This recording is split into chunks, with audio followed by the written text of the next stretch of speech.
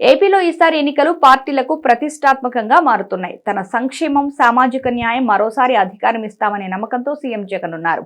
అభ్యర్థుల ఎంపిక కసరత్తు తుది దశకు చేరుకుంది. ఇటు జనసేన, టీడీపీ పొత్తులో సీట్ల పంపకాలపైన చర్చ మొదలైంది.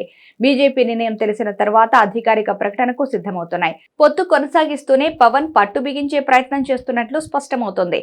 వచ్చే ఎన్నికల్లో టీడీపీతో పొత్తులో భాగంగా జనసేనకు 20 నుంచి 25 సీట్లు ఇస్తారనే ప్రచారం అయితే సాగుతోంది. కానీ పవన్ కళ్యాణ్ 40 సీట్లకు తగ్గకుండా తీసుకునే ప్రయత్నం అయితే చేస్తున్నారు. గోదావరి జిల్లాలో జనసేనకు పెరుగుతున్న మద్దతు, కొద్ది రోజులుగా పార్టీలో చేరికలతో పార్టీలో జోష్ పెరుగుతోంది. ఈ క్రమంలో పార్టీకి టీడీపీ ఇచ్చిన సీట్లు కాకుండా తాము కోరిన విధంగా సీట్లు దక్కించుకునేలా పవన్ కొత్త వ్యూహాలను అమలు చేస్తున్నారు. పవన్ సీఎం కావాలని జన సైనికులు, ఫ్యాన్స్ కోరుకుంటున్నారు. కొద్ది రోజుల క్రితం నారా లోకేష్ సీఎం పదవి షేరింగ్ ఆలోచనే లేదంటూ చేసినటువంటి వ్యాఖ్యలు సంచలనంగా మారాయి. ఇక ఇప్పుడు పవన్ ఆలోచనలను మాజీ ఎంపీ చేగొండి హరిరామ జోగయ్యతో షేర్ చేసుకున్నారు. మాజీ ఎంపీ హరిరామ జోగయ్య తాజాగా లేఖ రాశారు.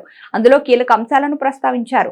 వచ్చే ఎన్నికల్లో 40 నుంచి 60 సీట్లు దక్కించుకోవాలని తాను సూచించిన అంశాన్ని వెల్లడించారు.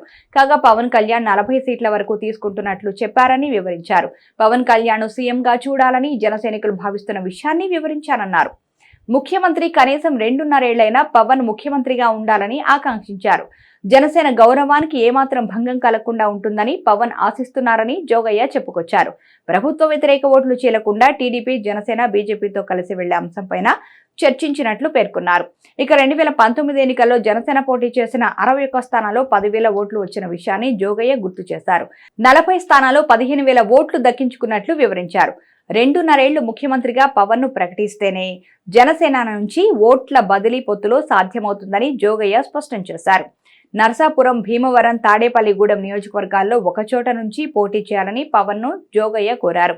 అధికార పంపిణీ విషయంలో జన సైనికుల గౌరవానికి ఎలాంటి భంగం వాటిల్లకుండా తన నిర్ణయాలు ఉంటాయని పవన్ హామీ ఇచ్చారని వెల్లడించారు. దీని ద్వారా సీట్లపైన చర్చల సమయంలో పవన్ 40 సీట్ల కోసం పట్టుపట్టే అవకాశం అయితే కనిపిస్తోంది.